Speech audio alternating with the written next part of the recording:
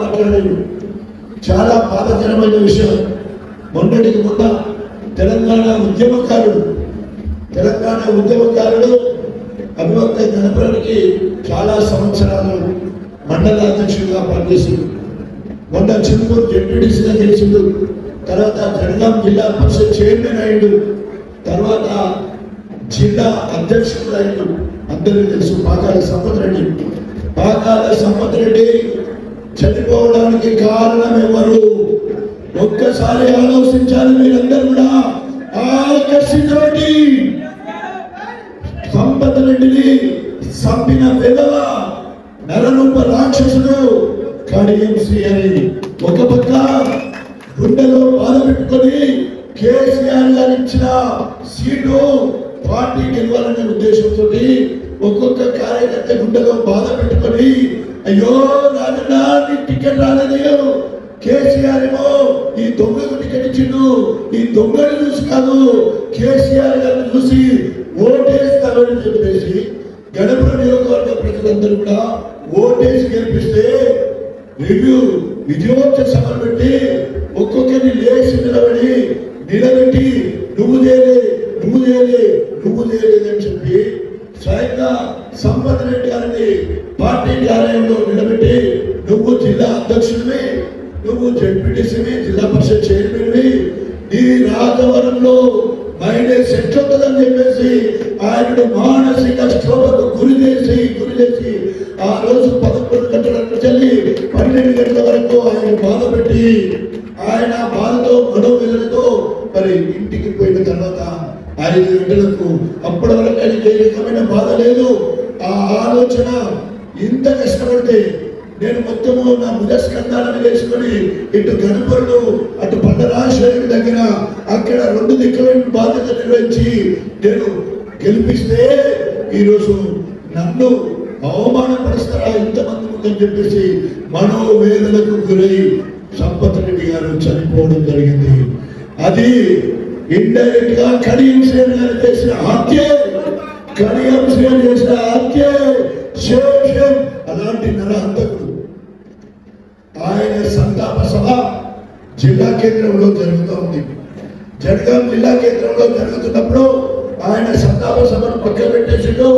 రాజకీయాలు మాట్లాడుతూ 6 నెలలుగా కాంగ్రెస్ పార్టీ కూలిపోతుంది, బీఆర్ఎస్ ప్రభుత్వం వస్తుంది అక్కడి ఈ దుర్మార్గుడు, ఈ దుష్టుడు ఆయన సంతాపము ఆయన చేసిన సేవల గురించి మాట్లాడకపోయి ఈయన రాజకీయ దురుద్దేశంతో నేను మళ్ళీ మంత్రి కావాలనే దురుద్దేశంతో ఎట్లనైనా మోసం చేసి అప్రజాస్వామికంగా మళ్ళీ అందరం ఎక్కాడని చెప్పేసి ఆనాడు జిల్లా కేంద్రంలో సంపత్ రెడ్డి గారిని అవమానపరుస్తూ అధికారం కోసం తాతాలని కాంగ్రెస్ పార్టీని కూలుస్తామని చెప్పేసి మాట్లాడడం జరిగింది. మాట్లాడారు. చాలా బాధాకరమైన విషయం. మొన్నటికి మొన్న తెలంగాణ ఉద్యమకారుడు అభివక్త గణపతికి చాలా సంవత్సరాలు మండల అధ్యక్షుడిగా పనిచేసింది. మొన్న చిత్తూరు జెడ్పీటీసీగా గెలిచిండు. తర్వాత జనగాం జిల్లా పరిషత్ చైర్మన్ అయిండు. తర్వాత జిల్లా అధ్యక్షుడు అయిండు. అందరికీ తెలుసు పాకాల సంపత్ రెడ్డి చనిపోవడానికి కారణం ఎవరు? ఒక్కసారి ఆలోచించాలి మీరందరూ కూడా. ఆకర్షితోటి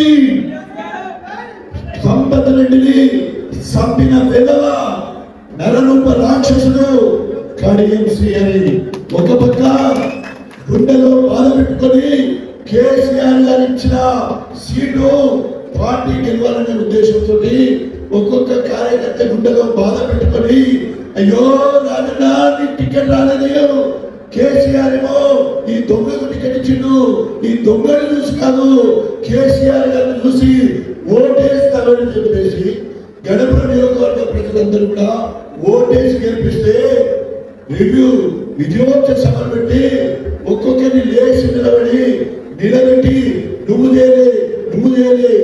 చేయలేదని చెప్పి స్వయంగా సంపత్ రెడ్డి గారిని పార్టీ కార్యాలయంలో నిలబెట్టి నువ్వు జిల్లా అధ్యక్షుడివి, నువ్వు జెడ్పీటీసీవి, జిల్లా పరిషత్ చైర్మన్వి, జీవితంలో మైనస్ సెట్ అవుతుందని చెప్పేసి ఆయనను మానసిక క్షోభకు గురి చేసి ఆ రోజు 11 గంటల నుంచి 12 గంటల వరకు ఆయన బాధ పెట్టి ఆయన బాధతో గొడవలతో మరి ఇంటికి పోయిన తర్వాత 5 గంటలకు అప్పటి వరకు ఆయనకి ఏ రకమైన బాధ లేదు.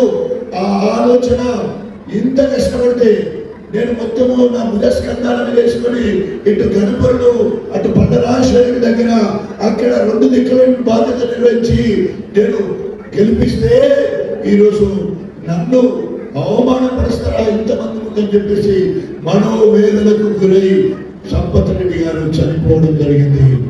అది ఇండైరెక్ట్ గా కడియం శ్రేణి గారు చేసిన హత్య, కడియం శ్రేణి చేసిన హత్య. అలాంటి నరహంతకుడు ఆయన సంతాప సభ జిల్లా కేంద్రంలో జరుగుతూ ఉంది. జనగాం జిల్లా కేంద్రంలో జరుగుతున్నప్పుడు ఆయన సంతాప సభను పక్కన పెట్టేసిండు.